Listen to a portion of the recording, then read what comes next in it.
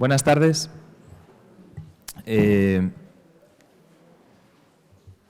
Bienvenidas y bienvenidos a una nueva conferencia del Museo de Bellas Artes de Asturias, que hoy tiene este marco especial, el aula magna de la Universidad de Oviedo. Queremos, en primer lugar, agradecer a la universidad el que nos haya cedido este espacio, su edificio histórico, este aula magna para esta conferencia y para las dos que seguirán hasta el final de las conferencias de este segundo cuatrimestre, es decir, la del próximo 13 de julio, que impartiré personalmente, y la del próximo 27 de julio, que tienen en la programación del museo, en la página web o en el folleto que editamos, se impartirán también aquí. Queremos agradecer a la universidad que nos acoja. Nos sentimos además muy universitarios las personas que trabajamos en el museo. Queremos muchísimo a esa institución en la que nos hemos formado, incluso hemos dado clase a alguno. Y queremos también explicar el por qué estamos hoy aquí y por qué vamos a estar aquí durante un tiempo que se va a prolongar más allá de ese marco cronológico que les he fijado de finales de julio. Y es que hemos comenzado ya los trabajos preparatorios para la mudanza de las oficinas del edificio de servicios al nuevo espacio que van a acoger o que va a acoger esas oficinas, que es la antigua sala de conferencias del Museo de Bellas Artes. Tenemos que liberar las oficinas para que se puedan acometer los trabajos de demolición del edificio de servicios en el que están esas oficinas, que calculamos, por lo que se nos ha comentado desde la Administración, que se empezarán a producir esos trabajos de demolición en otoño de este año. Mes de octubre, mes de noviembre, crucemos los dedos, por favor. Entonces, hemos tenido que ocupar, como les digo, la antigua sala de conferencias, la antigua ya sala de conferencias del museo, para generar una distribución de 6 espacios, de 6 despachos de las personas que estábamos ocupando, o para las personas que estábamos ocupando esos mismos espacios, 6 en el edificio de servicios. Entonces, hemos llegado a un acuerdo con la Universidad de Oviedo para que todas las conferencias del Museo de Bellas Artes de Asturias, de aquí o de hoy, a que finalicen esas obras de ampliación, es decir, dentro de 2 años, octubre-noviembre de 2025, se celebren en el marco del edificio histórico. Querremos siempre o desearemos siempre que se celebren en el aula magna, y si no, serán impartidas las que no se celebren aquí en el aula rectoralas, ¿de acuerdo? Pero iremos informando de todo ello a través de nuestra web, de redes sociales, del propio folleto que editamos, etcétera. Bueno, hecha esta aclaración y reiterando nuestro agradecimiento a la universidad, hoy debutamos aquí con una conferencia muy interesante en torno a una de esas exposiciones que hemos inaugurado hace muy poquito en el museo, si no recuerdo mal, creo que fue el 1 de junio, en las salas 10 y 11 del museo, dedicada esa exposición precisamente a Picasso, del que se cumplen, como ya sabrán, ya habrán escuchado en los medios de comunicación, 50 años de su fallecimiento. Se cumplieron en concreto el 8 de abril, que fue el día en que falleció. Y con motivo de esa exposición que inauguramos, una exposición dedicada al grabado bajo el título Un país superpoblado, una exposición que recoge 22 estampas pertenecientes a 3 colecciones particulares, a los que agradecemos una vez más su generosidad a la hora de cedernos sus obras durante un periodo de tiempo muy amplio, porque la exposición estará hasta finales de octubre vigente y abierta en nuestro museo. Pues a partir de las obras de esas 3 colecciones particulares y nuestras propias obras, como grabados de Picasso, hemos articulado una exposición que creemos que es selecta, estas exposiciones que nos gusta a veces tanto hacer, exposiciones de cámara, exposiciones de gabinete, exposiciones muy pensadas, muy elegidas, con, como digo, 22 estampas que abarcan 56 años de creación, desde 1914 a 1970, 71, 56, 57, a través de las cuales se puede ver lo que fue la la evolución de Picasso como grabador. Picasso es uno de los grandes grabadores, no de la historia del arte del siglo XX, sino de la historia del arte universal. Es uno de los grandes grabadores, como digo, y con un catálogo muy, muy extenso de obra grabada, más de 2.200 o aproximadamente 2.200 referencias o entradas. Un Picasso que hizo del grabado pues, una técnica de indagación, de investigación, de experimentación, llevándola a unos extremos y a unos límites y de soportando a veces esos límites propios de su talento y de su creatividad bulímica en ocasiones. Y eso es lo que recoge esa exposición y el folleto que publicamos con motivo de la apertura o inauguración de esa exposición, ¿no? Con un texto de quien hoy nos va a dar una conferencia precisamente sobre esa exposición bajo el título Recorrido por la obra gráfica de Picasso a través de 22 estampas. Luego se incrementó la exposición a 2 estampas más, que es Laura Baños, a quien ya conocerán, es nuestra ayudante de conservación de artes industriales y artes gráficas desde hace ya casi 2 años. Cómo pasa el tiempo.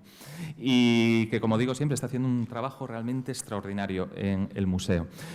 Sin más, le voy a ceder la palabra recordando antes que, porque me han dicho que se lo tengo que recordar, que aunque el edificio histórico cierra a las 7:30, reducción de jornada laboral en horario de verano, nosotros podemos estar hasta la hora que queramos, bueno, será una hora prudencial, y que a la salida habrá un vigilante de seguridad que nos irá indicando que nos vayamos por una puerta que está según sale a la derecha, ¿de acuerdo? Con una verja a la que llegaremos, que estará abierta y por la que saldremos. Así que, hecho este recordatorio que me han pedido que hiciera, Laura, pues cuando quieras, adelante. Muchas gracias. Bueno, buenas tardes a todas y todos. Gracias por su asistencia. Espero que esta charla les resulte de interés. Gracias, Alfonso, por tu presentación y bueno, por contar conmigo para este proyecto o estas acciones en torno a Picasso. Quiero aprovechar también para volver a agradecer la generosidad y la participación de los diferentes coleccionistas que han prestado obra para la exposición. También aprovechar para volver a agradecer a compañeras y compañeros del museo que han trabajado conmigo en la exposición y, bueno, igualmente también a la universidad por acogernos. Yo realmente me siento en casa aquí también. Antes de empezar, simplemente una muy pequeña precisión, ya lo adelantaba Alfonso. Realmente, bueno, en el título de la conferencia, efectivamente ponía 20 estampas y así es como aparecía en el programa y en el cartel de la conferencia, simplemente porque, bueno, durante el proceso de preparación de la exposición, pues finalmente tuvimos noticia de otras dos obras que finalmente pudimos incorporar y que además han resultado clave en el discurso expositivo. Así que vamos a ver 22 estampas. Como comentaba Alfonso también, estas 22 estampas son las que hemos seleccionado para formar parte de esta exposición de un país superpoblado, estampas de Picasso, y vamos a ir hablando de cada una de ellas. Vamos a pararnos en todas, en alguna un poco más, ya iré explicando, pero antes de iniciar este recorrido sí me gustaría hacer dos precisiones o sintetizar, mejor dicho, en 2 características lo que significa el Picasso grabador, ¿vale? Para tener esto de base y luego empezar a recorrer esas obras. En primer lugar, podemos, como digo, sintetizar en 2 características, una relativa a la iconografía, a los temas que trató, y otra a las técnicas, ¿vale? A las cuestiones más formales. En primer lugar, Picasso creó una Una iconografía muy personal, densa, compleja, desbordante en algunas ocasiones, que configuró mediante la combinación, la mezcla, a veces o aparentemente caótica, de todo tipo de referencias, de alusiones a su propia vida y obra, citas histórico-artísticas, literarias y una serie de temas transversales que fue trabajando a lo largo de toda su producción y en particular en su producción gráfica. Algunos de estos temas son, bueno, pues especialmente la reflexión en torno al acto de la creación, sublimado además en el motivo específico del artista y su modelo. Vamos a ver varios ejemplos de esto. También el erotismo y la tauromaquia, el mundo taurino, de manera singular. A este universo iconográfico que creó Picasso lo denominó su amigo, el poeta Rafael Alberti, país superpoblado, en un poema titulado Tu soledad de ahora, que forma parte de uno de los poemarios más importantes que le dedicó, titulado Los 8 nombres de Picasso. De ahí tomamos el título. Voy a leerles el poema para contextualizar de dónde procede este nombre de la exposición y también porque, bueno, me parece un poema muy elocuente para una descripción muy acertada del procedimiento creativo de ese Picasso grabador. Dice: tu soledad de ahora y en tu altura no está sola, rebosa de habitantes, de cosas y de seres siempre vistos que fechas cada día dándole así una edad para el futuro. Tú solo eres todo un país superpoblado. Desde el final de este poema tomamos la referencia. Bueno, aquí en la imagen simplemente una de las numerosas imágenes que les tomaron a los dos juntos.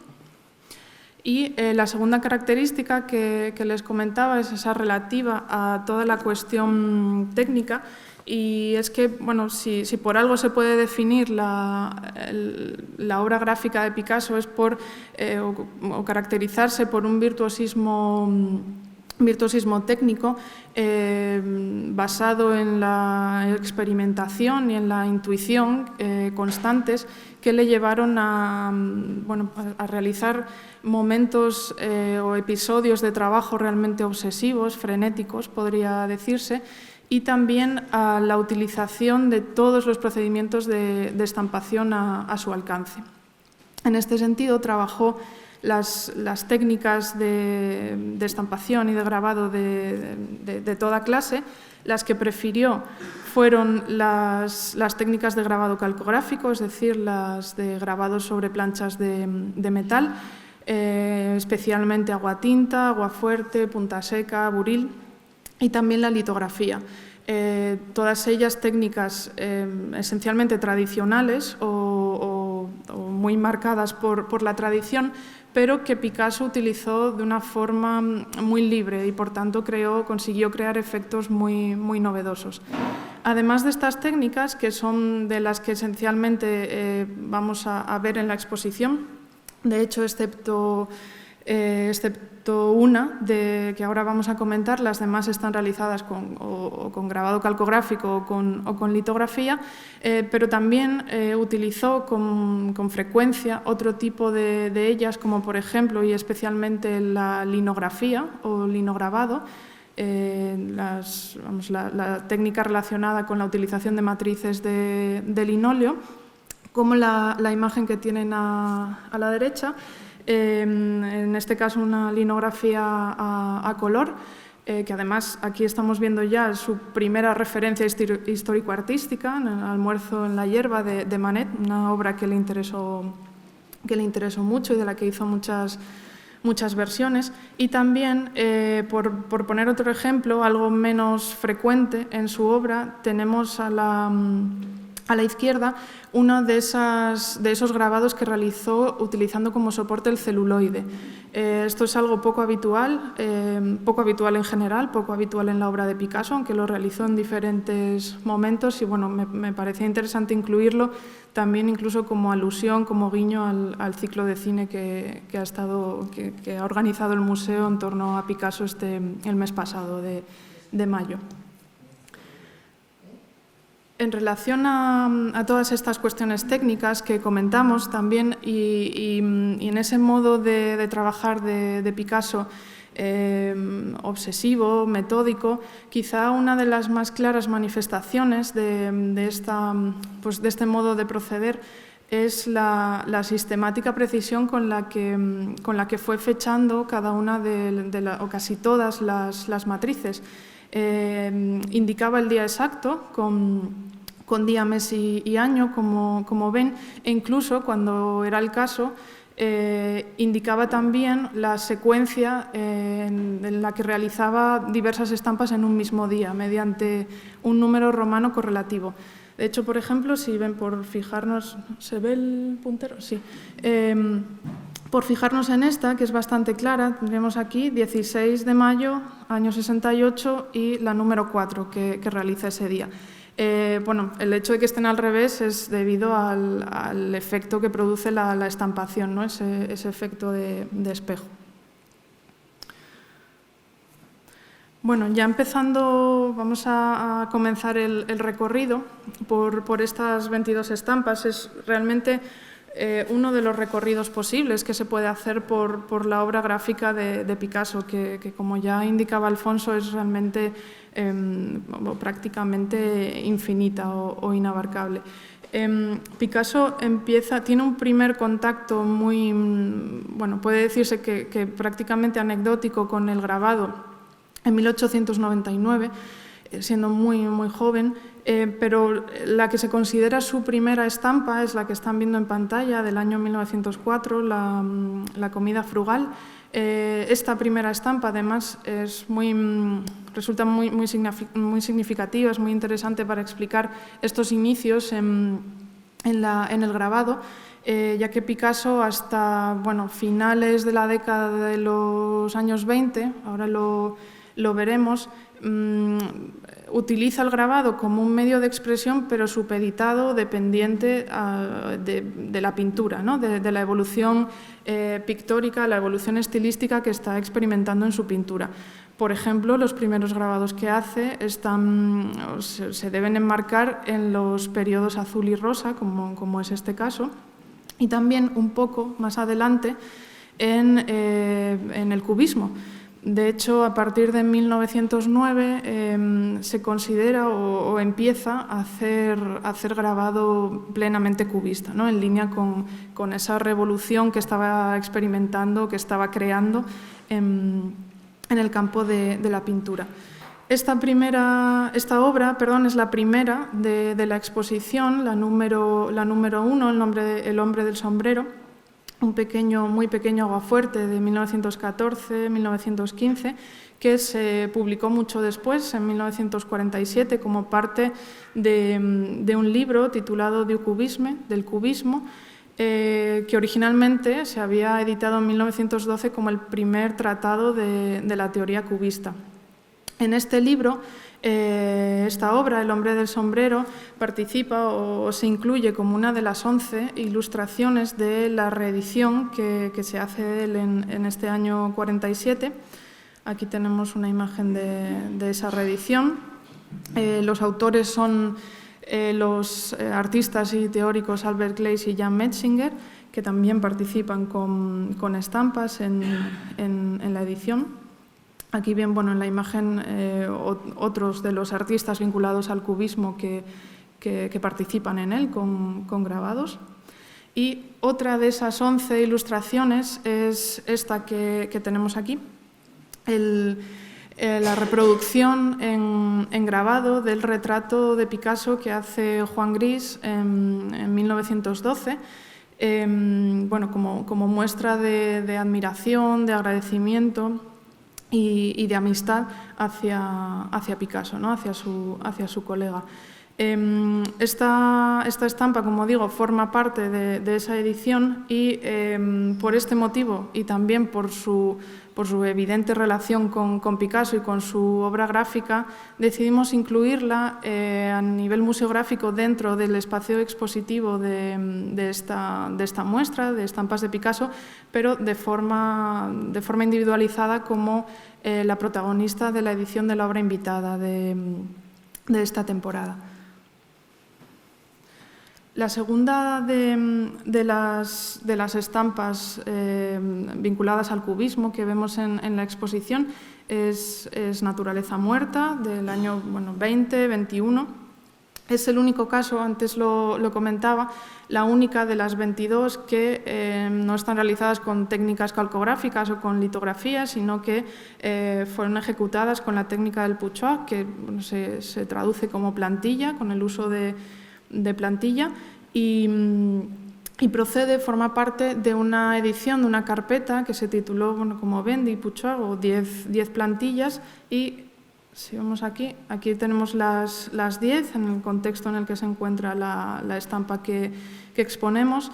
Esta edición la publicó Paul Rosenberg, uno de los marchantes de Picasso, en el año 21, como decía, y es muy característica de ese momento, ¿no? De esos primeros años 20 en los que Picasso está desarrollando obras dentro del cubismo, todavía cubistas, ya un cubismo muy avanzado, sintético, compuesto mediante la yuxtaposición de campos de color plano, figuras, como digo, muy sintéticas, y a nivel temático la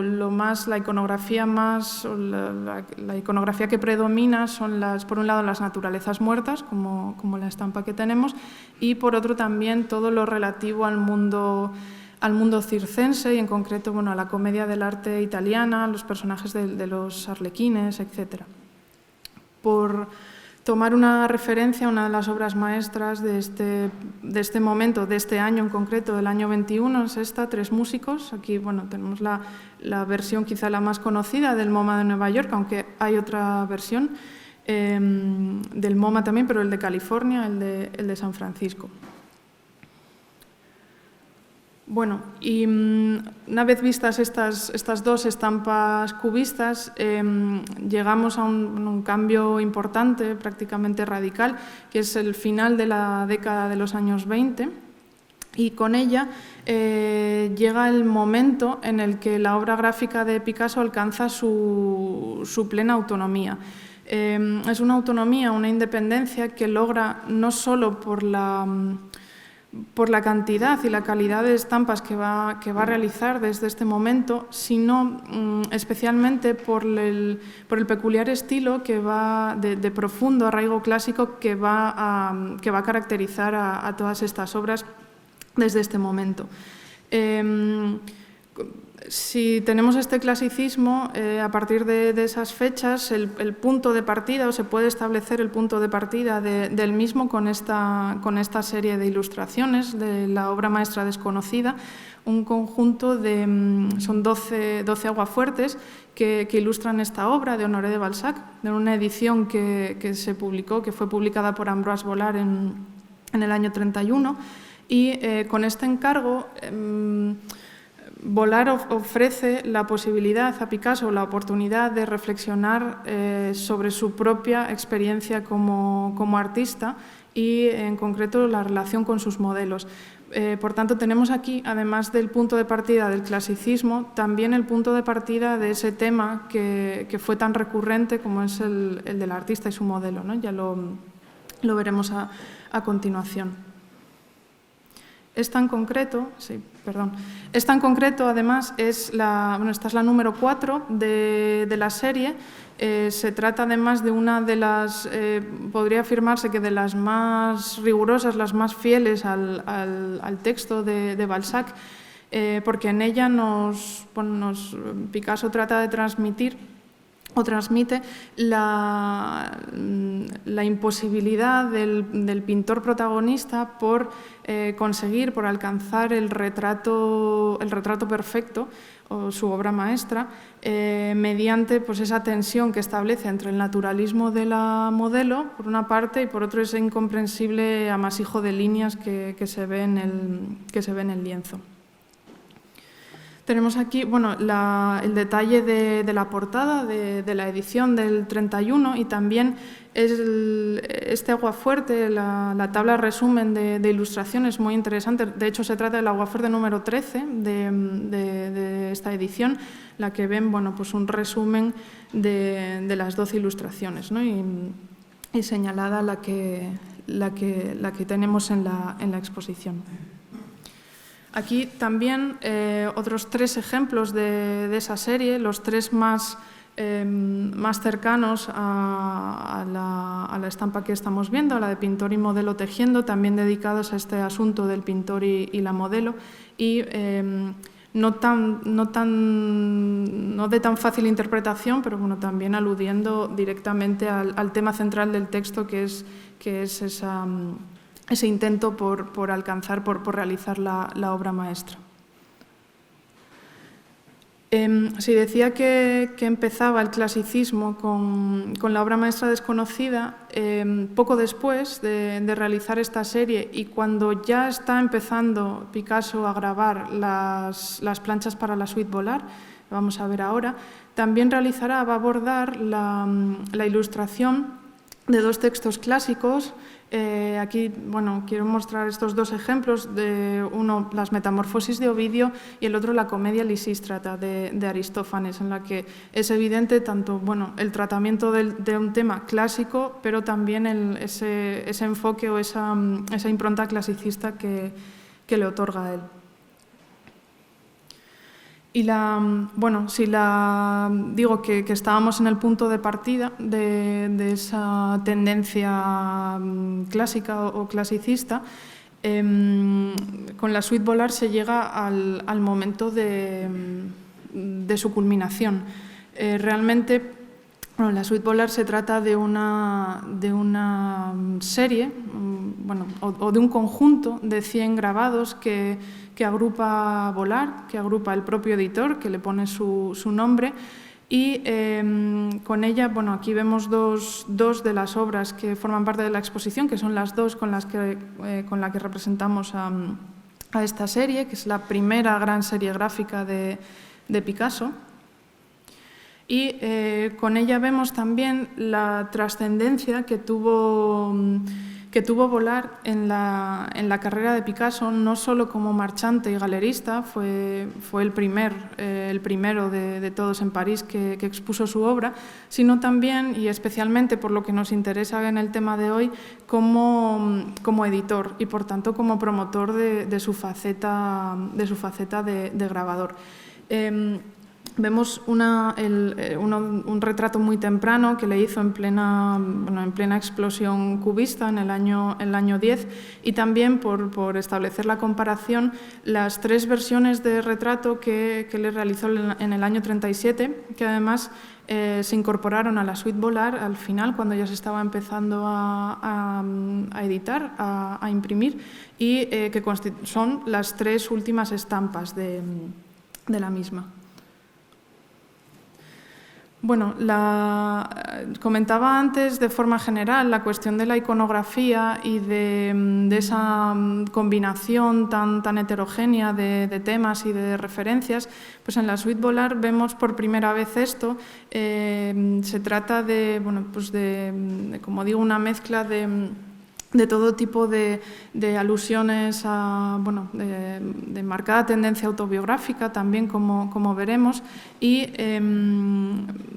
la manera que ha desarrollado o que se ha ido desarrollando tradicionalmente en la historiografía de establecer una posible interpretación a esta complejidad que plantea la serie es la de crear grupos temáticos, establecer diferentes temas dentro de la misma que permiten crear una estructura interna y facilitar su interpretación.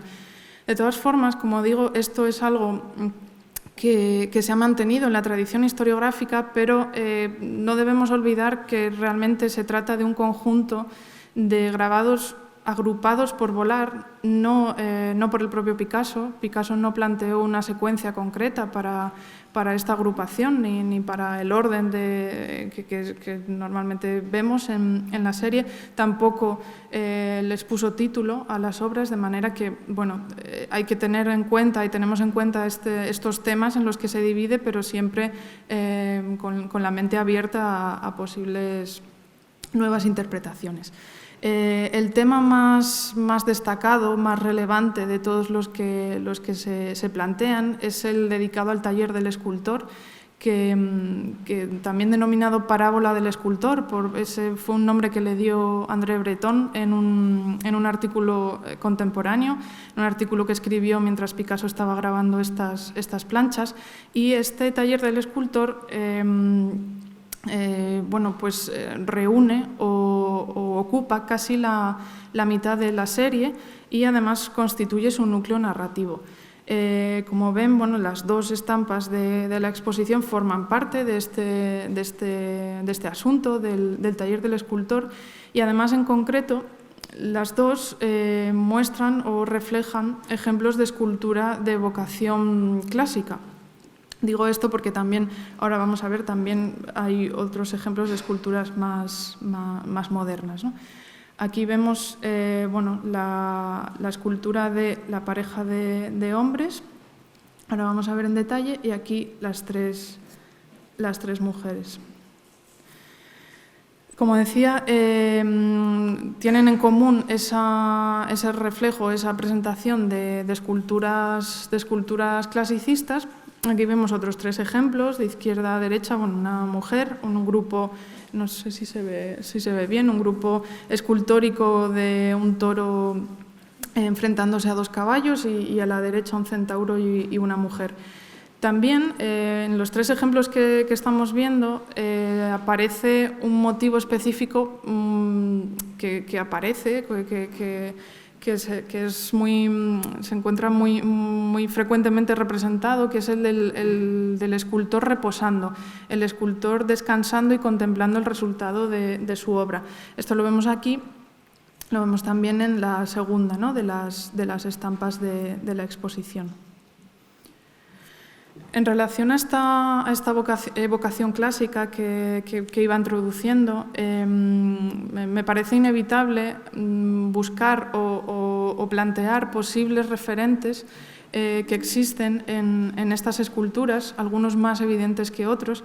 En el primer caso, y esto es algo más, es una evocación o una interpretación más personal, pero me parece bastante posible relacionar esta escultura de las dos figuras masculinas con el grupo escultórico de Orestes y Pílades.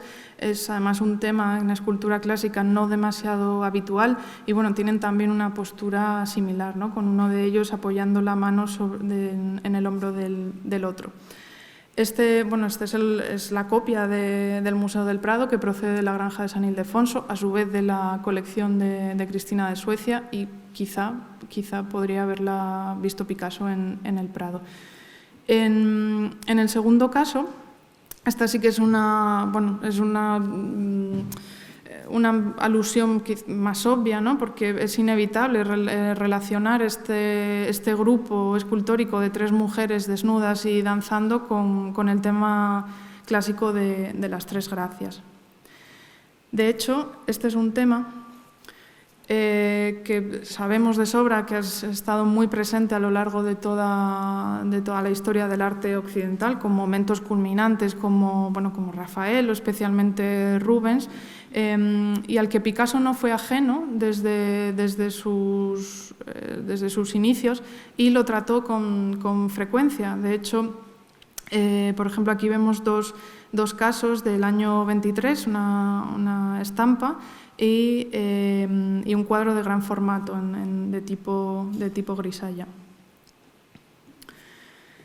Decía al principio que esta serie, que bueno, todas las obras en general que vamos a ver en Picasso tienen un profundo carácter autobiográfico. Y es que mientras Picasso grababa estas planchas de la suite Volar dedicadas al taller del escultor, también a la vez se encontraba en el apogeo de su actividad escultórica. De hecho, realizaba ambos trabajos simultáneamente, planchas de la suite Volar y esculturas, sobre todo este tipo de esculturas de estas cabezas totémicas, monumentales, simultáneamente, como digo, en los talleres de su castillo de Bois-Gelou. En estas dos fotografías, en la de la izquierda, vemos una fotografía contemporánea en este momento, del año 34, Picasso en el taller con varias de estas esculturas, y al lado otra fotografía de más de 30 años después, en la que vemos nuevamente a Picasso con una de estas esculturas. Esta fotografía forma parte del conjunto que realizó Antonio Cores, fotógrafo de ascendencia asturiana, a Picasso durante un viaje, una visita que le hizo en el año 1966 y que también formará o protagonizarán estas imágenes una exposición pronto en el museo. Si veíamos antes casos de la suite Volar en los que vemos esas esculturas clásicas, también existen, como no podría ser de otro modo, por ese interés o esa faceta autobiográfica, numerosas estampas que representan el tipo de cabezas, el tipo de esculturas que estaba realizando en este momento, ¿no? como estas tres. Bueno, dejamos la década de los años 30 y vamos a ver con mayor rapidez el conjunto o la siguiente sección de la exposición dedicada a la técnica de la litografía. En concreto tenemos 7 litografías de diferentes temas y de diferentes cronologías de los años 40, 50 y 60. La primera de ellas es esta cabeza de adolescente del año 45, es un año determinante en la obra gráfica de Picasso y en concreto en la técnica litográfica, porque ya había trabajado con ella antes de forma puntual, pero a partir de esta fecha, coincidiendo con el fin de la Segunda Guerra Mundial, va a empezar a utilizarla de forma sistemática, fundamentalmente porque empezará a trabajar con un taller parisino, el taller Murlot de litografía. Esta cabeza de adolescente, su principal interés radica en que ha sido interpretada como un autorretrato evocativo de la juventud. En este momento, en el año 45, Picasso tiene 64 años. Y la tesis, que no es mía, por supuesto, es de la conservadora del Museo Picasso de Barcelona, Malengual, propone que se trata de un autorretrato evocativo y se basa en la comparativa de los diferentes autorretratos que realizó Picasso a lo largo de su carrera. Es verdad que en todos ellos las diferencias estilísticas son más que evidentes, pero el enfoque, el planteamiento, la intención, la mirada especialmente, son la verdad que son realmente similares. En relación a esta cuestión del autorretrato evocativo, es también importante mencionar una de nuestras obras maestras del museo, Mosquetero con espada y amorcillo, esta obra se ha propuesto, Javier Barón ha propuesto como su principal interpretación que se trate de un doble autorretrato del artista. La verdad que la relación entre ella, el resto de las obras que hemos visto y también la litografía es evidente. La siguiente litografía, Paloma y sus polluelos, del año 47, es uno de los los ejemplos, de los diversos ejemplos que existen en estas fechas del uso o del interés de Picasso por este ave, ¿no? Por el motivo de la paloma, que estuvo presente durante toda su carrera. De hecho, está muy vinculado a su infancia. En sus primeros dibujos ya aparecen palomas. También su padre se sabe que cuidaba palomas, que tenía palomas en casa. Y son especialmente importantes o especialmente frecuentes en torno a esos finales de los años 40, año 50, porque están relacionadas o impulsadas con los diversos encargos que le pidieron a Picasso para los diseños de carteles de los Congresos Mundiales por la Paz, en ese contexto de la posguerra, de la posguerra o post-Segunda Guerra Mundial. Uno de los más interesantes, de los más conocidos, es el que tienen arriba de la diapositiva del año 49 de París, una de las litografías de paloma más bellas y más reproducidas. La de abajo es del año 50. Aquí tienen otros dos ejemplos también, año 52 y año 62. Y bueno, pues este es el motivo, esta es la razón por la que las litografías de palomas de Picasso, la paloma como motivo en Picasso se relaciona o la relacionamos o la interpretamos como un símbolo pacifista universal. También como curiosidad, precisamente la víspera del congreso, de ese primer congreso de la paz del año 49 en París, nacía la hija de Picasso y François Gillot, a la que van a llamar Paloma. Y bueno, vemos en esta imagen de David Douglas Duncan a la propia Paloma con su hermano Claude y Picasso, el padre de ambos. Hoy es, le sonará la famosa diseñadora Paloma Picasso. La tercera y cuarta de las litografías que aparecen o que se incluyen en la exposición, como están viendo, aluden o hacen referencia al tema que ya estamos viendo a lo largo de todo este recorrido del artista y su modelo. En este caso, del pintor y sus modelos, sus dos modelos, en el caso de la estampa de la izquierda, y en el de la derecha de la modelo como motivo individualizado, ¿no? Tratada como única protagonista de la obra. Ambas estampas tienen la peculiaridad, además, de que fueron realizadas el mismo día, el 18 de marzo de 1954. Deben enmarcarse también en un conjunto o en un grupo de litografías que realizó Picasso en torno a esta fecha, unos pocos días antes y unos pocos días después, del 18 de marzo, siempre en este tema del pintor y su modelo, y además con un pintor muy, muy concreto que se va a repetir, como digo, en torno a estos días, que es un pintor de edad avanzada, un pintor mayor, además muy, muy centrado, muy ensimismado en su trabajo.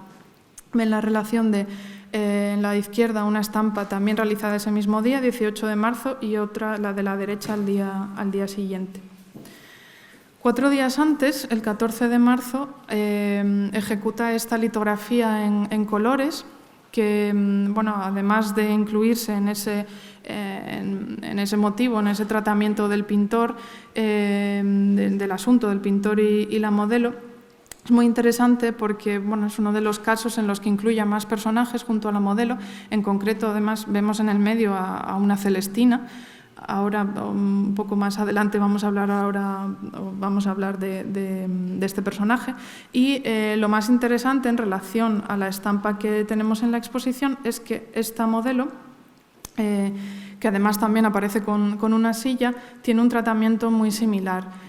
Aunque esta está resuelta con dibujo lineal y no con mancha, no sé si se aprecia bien en la pantalla, pero está realizada, el cuerpo está resuelto de la misma manera, tanto de forma física o fisionómica, como también los colores. La parte izquierda con verdes y la parte derecha con azules, también el morado y el rojo y el negro para el cabello y otros detalles.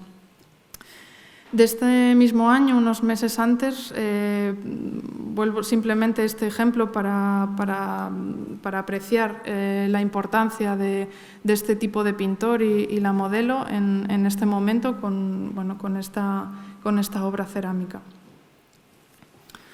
La siguiente de las litografías se trata del único ejemplo de temática taurina, del mundo de la tauromaquia que tenemos en la exposición, que sin embargo no considerábamos que pudiese no estar representado. Se trata de una obra del año 57 que se publica al año siguiente. En el 58 es la segunda de las litografías a color de la exposición. La primera es la que acabamos de ver, la de desnudo con silla. Y lo más interesante de esta obra es el motivo específico que representa, que es pues el momento de la faena que más interesó a Picasso, que es el tercio de varas o la suerte de varas, particularmente o en concreto por la importancia en este momento del enfrentamiento entre toro y caballo. Ahora vamos a verlo con más detalles. Otro ejemplo del tercio de varas o de esta cuestión de toro y caballo muy relevante y realizada este mismo año 57, es una de las estampas, la que tienen abajo, de la serie de 26 aguatintas que dedica Picasso a ilustrar el famoso tratado de tauromaquia, el arte de torear a caballo y a pie, de José Delgado, conocido como Pepeillo. En esta serie, que quizás es lo más importante o lo más específico de lo que dedicó a la tauromaquia, vemos, como digo, los diferentes momentos de la faena, y también es el texto que ilustra Picasso. Es una de las fuentes o de los textos que sirvieron a Goya de inspiración en la tercera de sus series gráficas, Tauromaquia, así que pueden establecerse diferentes comparaciones entre ambas tauromaquias, ¿no? Entre ambos artistas.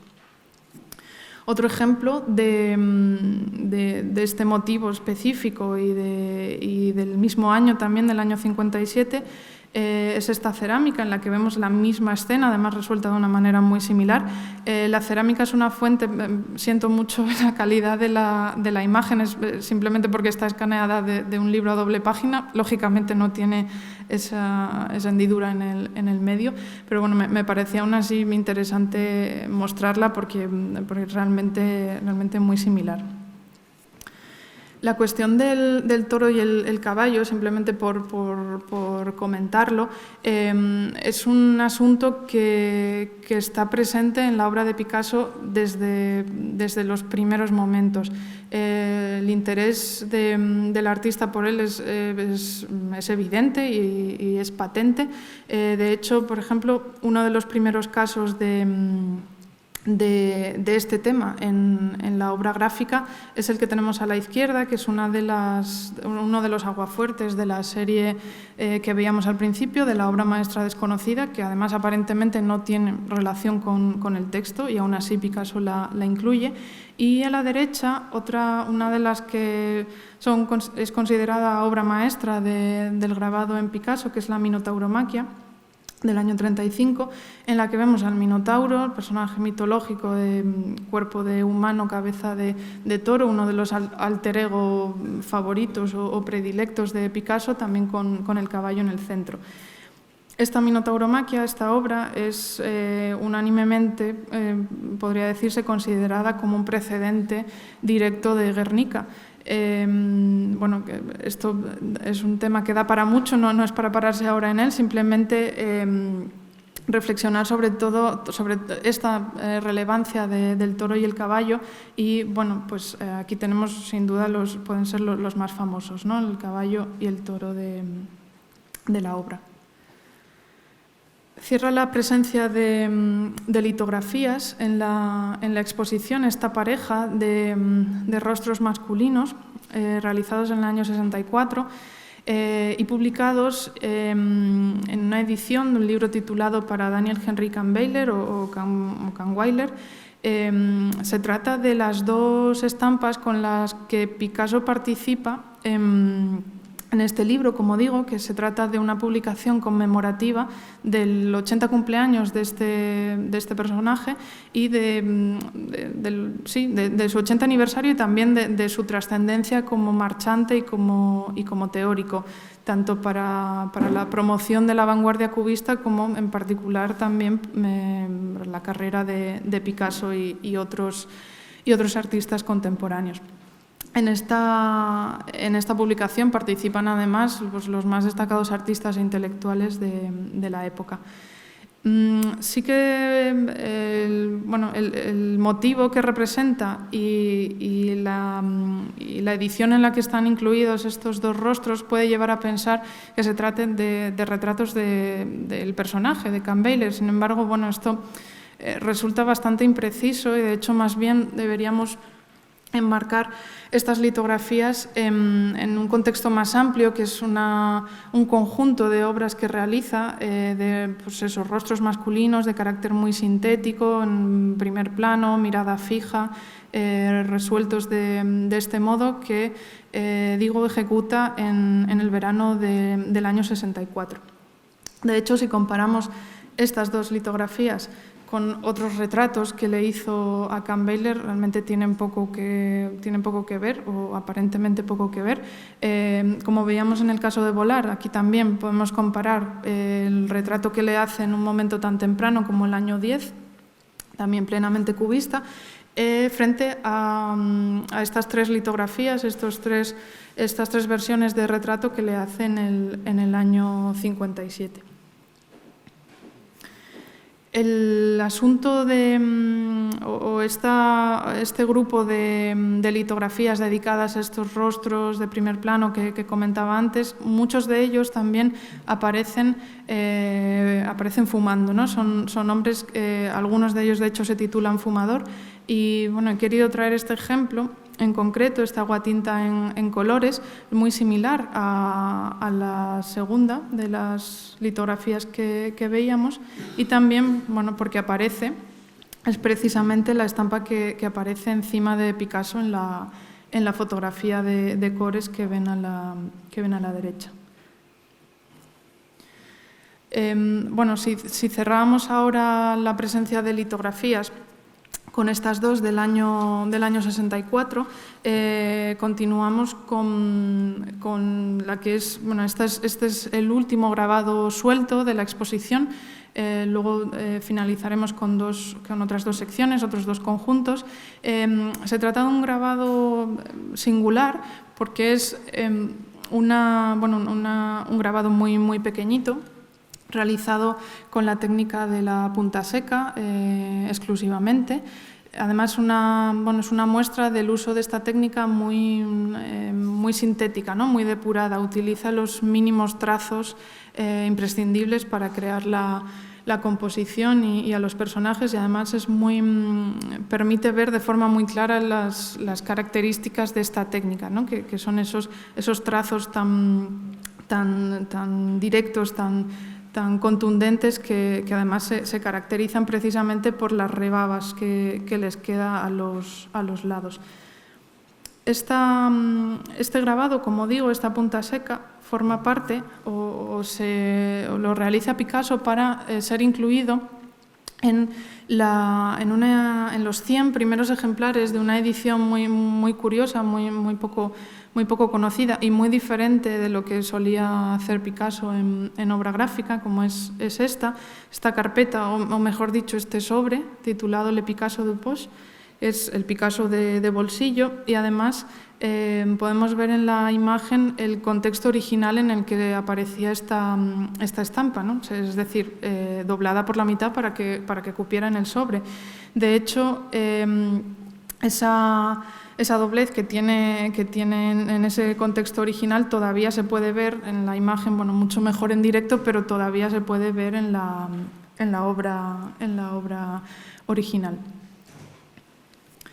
Como curiosidad también, un año después, si hacía la plancha en el 64, pues en el 65 Picasso vuelve a retomarla y va a añadir 3 nuevos personajes a ella. En concreto, pues los 2 grandes rostros que vemos flanqueando a la composición, a la escena principal, que bueno, no lo he comentado, es bastante evidente, es otro caso más del tema del pintor y su modelo, y ese tercer personaje, esa figura femenina acostada debajo. Bueno, y enfocamos ya las dos últimas secciones o los dos últimos conjuntos de la exposición, que son respectivamente la representación de la segunda y tercera series gráficas de Picasso, la suite 347 con 5 estampas, las 5 que están viendo en pantalla, y la 156 con 4 que vamos a ver ahora. Estos nombres aluden tan sencillamente como son la cantidad, el número de grabados que incluye cada una de las series. En la 347, vamos a empezar por ella, constituye, como digo, por la cifra, la más numerosa de las que realiza Picasso. Además, la ejecuta en un episodio frenético de trabajo en menos de 7 meses del año 1968. Nuevamente vuelve a ser un conjunto gráfico en el que aprovecha para combinar, para recrearse, estableciendo o configurando todo tipo de escenas y composiciones mediante personajes y referencias y diferentes alusiones a la cultura del pasado, histórico-artísticas y literarias.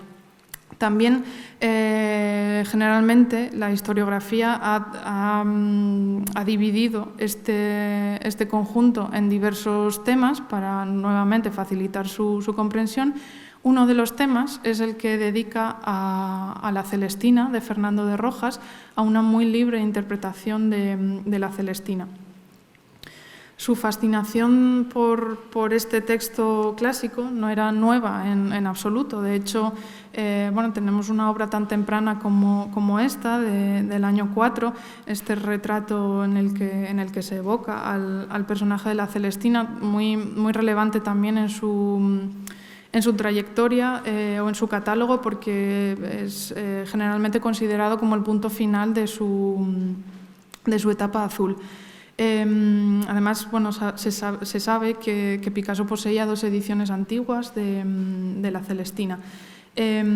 Esta fascinación, como decía, por cierto, ya lo habíamos visto antes en la litografía en color del año 54, la incorporación de este personaje.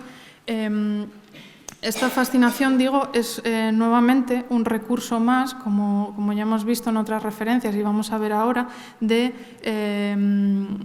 la utilización de Picasso de todos estos personajes e ideas de la Celestina como pretextos o como trasuntos de sus propios intereses y, por tanto, nuevamente de forma autobiográfica.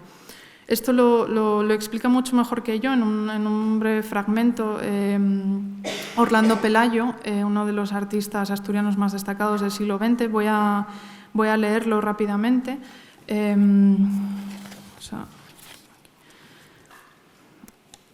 Quien haya tenido la suerte de admirar la Celestina de Picasso habrá visto afanarse, reñir, aparearse, amar y morir a los personajes de la célebre tragicomedia. Sin embargo, Picasso no ha pintado a Calixto, Melibea, Pleberio o Areusa, sino a unos anónimos seres de nuestra raza y de nuestro tiempo que bullen y se agitan por las entreluces de sus admirables aguatintas. A Picasso no le preocupa lo más mínimo la vana y falaz fidelidad del relato. Él no es Fernando de Rojas, es Pablo Picasso, y su misión no es reescribir la Celestina, sino decirnos cómo esa tragicomedia resuena en él y cómo la misteriosa alquimia que transita por los vasos comunicantes del arte puede transmutar en pura belleza plástica la pura belleza literaria. Mejor dicho, imposible. Aludiendo a esto, a esta evocación de los personajes de la Celestina, vamos simplemente a revisar las 5 estampas que pertenecen a esta temática. En estas 3 es uno de esos casos, siempre protagonizadas por hombres con atuendos de época, que observan, que contemplan o que miran expectantes o en actitud de saludo a mujeres desnudas que se exhiben o que son animadas a exhibirse o forzadas a exhibirse por parte de la Celestina, que aparece observando y vigilando la escena, algunas veces de forma explícita, como son estas tres. Aquí vemos los tres detalles de la Celestina. Como ven, además, aparecen en numerosas estampas y nunca se resuelve igual, siempre está representada, siempre es perfectamente reconocible, pero siempre es diferente y en algunos casos llega prácticamente a ser poco más que una mancha, ¿no? Como en el caso de la derecha. La cuarta de las estampas que tenemos de la Celestina es el caso de una de esas mujeres con tratamiento singularizado. Realmente se trata de la cuarta versión o de la cuarta estampa que dedica a este tema en ese mismo día, 28 de mayo, en una secuencia de 4, como ven aquí. Y la quinta de ellas es otro de esos casos de un grupo de caballeros, de hombres, observando a una mujer, en este caso en actitud de reverencia y saludo, en la que no aparece la Celestina, pero que tiene una relación muy directa, una composición muy similar con otra de las que habíamos visto ahora mismo, porque están realizadas además el mismo día otra vez, 26 de junio, en las versiones segunda y tercera. Simplemente por comentar muy rápidamente, otra propuesta museográfica, otra idea que incorporamos al montaje de la exposición es la incorporación de este dibujo, esta aguada de Goya, Maja y Celestina en un paisaje de atardecer. Nos parecía una ocasión ideal o muy propicia para plantear, para poner de manifiesto este diálogo entre Goya y Picasso, un diálogo en general muy estudiado y de sobra conocido, y en particular la contraposición o la comparación de las dos interpretaciones de Goya y Picasso de este mismo motivo literario. Bueno, y llegamos al final con este conjunto, con las 4 estampas que exponemos de la serie 156, la última de las series gráficas de Picasso, que realiza años 70, 72 y bueno, puede interpretarse como una suerte de testamento artístico, de memoria visual. Incluso algunos autores hablan de canto del cisne. Se trata, como digo, de su última serie gráfica y también de la última obra que expone en vida. Tenemos cuatro ejemplos, vamos a ver rápidamente cada uno de ellos. En el primero, bueno, además este junto al siguiente pertenecen a los fondos del museo, por tanto son esa incorporación, esas dos obras de la presencia de la colección institucional en la exposición.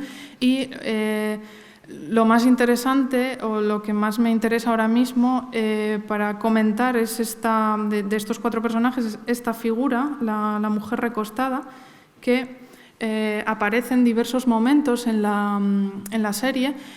Por ejemplo, no lo he comentado, la estampa es muy del inicio de la suite, es la número 8, y tenemos otros ejemplos también muy cercanos, la número 3 y número 4, especialmente esta en la 4, la mujer es prácticamente la misma.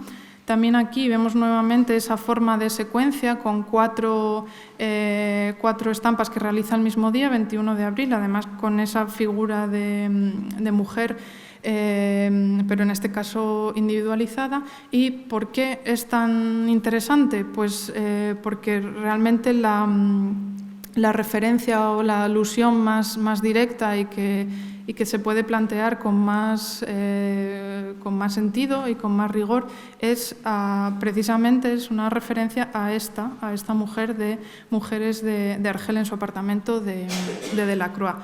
No comenté antes que esta serie 156, además de ser nuevamente de tener esa concepción como recopilación de referencias y de personajes, es en la que más alusiones histórico-artísticas aparecen, o por lo menos de una forma más directa. Todo ello, además, siempre toda la serie atravesada o repleta de la reiteración casi obsesiva del tema sexual, con ese tratamiento. La obra de Delacroix, Mujeres de Argel, hay diversos testimonios que documentan el interés de Picasso por ella, y también fue la protagonista de una de las más importantes series pictóricas de variaciones que dedicó Picasso a obras maestras, en concreto esta del año 54-55. Como ven, estos son 3 de los 15 cuadros que conforman la serie. Ya ven que el absoluto protagonismo se lo llevan tanto esa mujer recostada como la sentada que está fumando. Además, invierte su posición. La original, la que está recostada, está a la izquierda. También vemos aquí, además de esos 15 cuadros, hizo unos 100 dibujos, 100 bocetos o estudios preparatorios para la serie. Aquí vemos 4 ejemplos de esos estudios dedicados específicamente al motivo de la mujer acostada. Bueno, si vemos en el segundo caso, en la segunda estampa, tenemos nuevamente una alusión también a ese tipo de personaje femenino, a esa mujer en un momento de intimidad y de exhibir su cuerpo, y también caracterizada o ataviada con ropajes de vocación orientalizante, ¿no? Es decir, podemos decir que se trata de la figura de las odaliscas, ¿no? Estas odaliscas tienen referencia obvia, y la acabamos de ver, a Delacroix y al interés de Picasso por Mujeres de Argel, pero también por otros artistas, en concreto estos 2 artistas a los que admiró mucho y que tuvo muy presente Picasso en todo momento: Ingres o Ang, y Matisse, que admiró, pero también fue uno de sus grandes rivales. Los 2 trataron sistemáticamente el motivo de las odaliscas, así que podemos plantear esta alusión a este tipo de mujeres y relacionarla con estos diferentes autores. En cuanto al personaje masculino, simplemente comentar que se trata de uno de los diversos ejemplos o de los diversos alter ego que utilizó Picasso para representar a un arquetipo, a un recurso muy frecuente en esta serie y en la 347 también, que es la del Miró o Boyer. En este caso utiliza un mosquetero, una figura que le interesó enormemente. Su relación también tiene origen en su interés por Rembrandt, y el mosquetero, de hecho, lo acabamos de ver en la obra del museo, en el cuadro Mosquetero con espada y amorcillo, pero también vemos numerosas versiones de este Mirón a través de, como digo, diversos alter ego. El más frecuente en la serie 156 es el artista Edgar Degas. La tercera y penúltima, la número 21 de la exposición, es esta estampa muy singular y muy menos conocida y de más difícil interpretación, pues se trata de un caso extraordinario dentro del conjunto, en el que se ha interpretado generalmente como una plancha de bocetos o de estudios en la que Picasso plantea 2 esbozos de dos rostros, uno más naturalista, otro más cubista, y un cuerpo femenino. Y bueno, como digo, no tiene aparente o una documentada relación con ningún otro motivo de la serie, pero si es que se puede relacionar, al menos a nivel estético, con alguna de esas 156 planchas, podría ser con esta, con la número 60, en la que también vemos aquí que aparece un gran rostro de perfil de carácter monumental. Y la última de las estampas se trata de esta, que también del año ya 71, que además es la más, quizá en la que existe una alusión, una lectura más obvia a una referencia histórico-artística. Y es que no es otra cosa que una paráfrasis o una interpretación del baño turco de Ingres, otra de las grandes obras maestras que influyeron profundamente a Picasso, y a pesar de la libertad con la que hizo su relectura, como fue habitual, se pueden aún así registrar o percibir elementos precisos del original, ¿no? Por ejemplo, vemos aquí el esquinado, el bodegón, que aparece aquí, la mujer que toca el laúd, en este caso, bueno, en el original dada de espaldas, dada la vuelta, así como otras, en estas 4 mujeres de Picasso, pues otras diversas posturas de la composición del baño turco, ¿no? Por ejemplo, bueno, esta que está aquí de pie, o esta otra que podemos relacionar con esta de aquí, de primer plano, tanto por la postura como también, bueno, porque lleva collares al cuello, ¿no? Y podría relacionarse directamente. Esta estampa realmente es la segunda versión que hace del baño turco en el mismo día. La primera es la que están viendo en tamaño más grande, que es además más fácil todavía de leer, es una alusión más evidente, ¿no? Ya simplemente para cerrar esta cuestión, todo lo que hemos visto de la 156 alude o hace referencia, como he ido comentando, a diferentes artistas, Delacroix, Ingres especialmente, pero también estas escenas de intimidad protagonizadas por mujeres y destinadas esencialmente al contemplador masculino hacen asimismo una autoalusión, o sea, una autorreferencia, de forma que bueno, Picasso cierra el círculo, ¿no? Está realizando obras al final de su vida con un mismo tema, con un enfoque tan similar como una de sus primeras obras maestras, ¿no? Una obra tan clave como Las señoritas de Aviñón.